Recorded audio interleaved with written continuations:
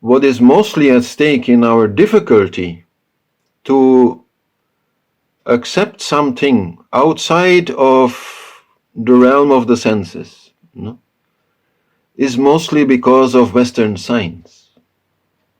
And this has been a gradual process over hundreds of years, where Western science has, in a very great way, more and more understood how the universe functions, even been able to use that knowledge in plenty of technology, and in that way somehow have demystified nature, and the universe,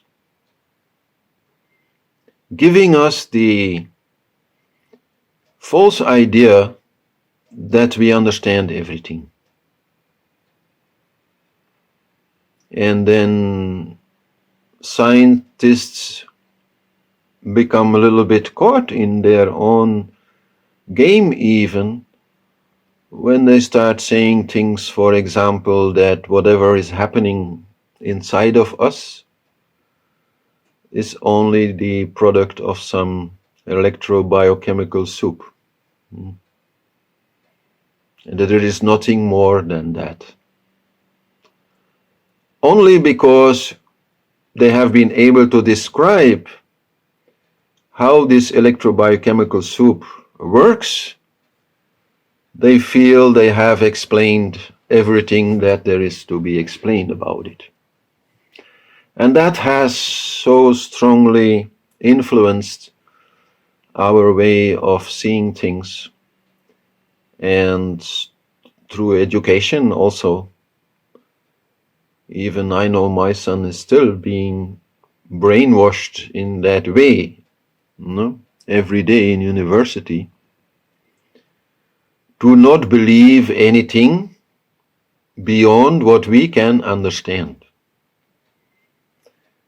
That is a very principal premise in science, that something is only true if we can understand it, which is actually a very strange idea, right? Because all the time we are understanding more things, so more things then become true, which means they were true even before we understood them. But still science maintains that idea, and okay, it's, let's say, good defense against quacks and other people just talking nonsense, but it is still, through the very logic of Western science itself, I would say, a very wrong idea. Now, one element in that story which is there does have to do with the dominance in the past, 2,000, 3,000 years of patriarchy. And that has to do with our attitude towards nature. So, patriarchy has this much more defensive attitude against nature. Feels that nature is not divine, is not, let's say, our mother, is not to be respected, but is to be conquered, is to be subdued, is to be controlled. And so that also, of course, has aided in this idea that there is no divine in the universe, because the universe is seen as material only, nothing spiritual is accepted behind it, because of course, if it would, then how to do what we have been doing to nature, right? We've been, destroying nature, treating plants and animals in a way that is totally barbaric, the moment you see nature as something divine. as something spiritual. We can hope, but it will take still a while, that somehow science will more and more recognize that there is something beyond their understanding.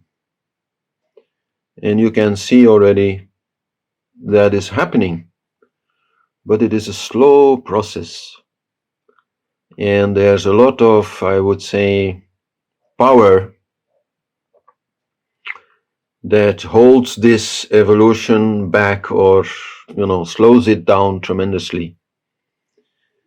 And that power, especially, I believe, is a financial power, which is extremely influential in all our universities and research institutions. But there are exceptions, and so I think slowly things there are changing. Like we can see that already in the way that Western science now more and more accepts that there is a clear link between mental health and physical health.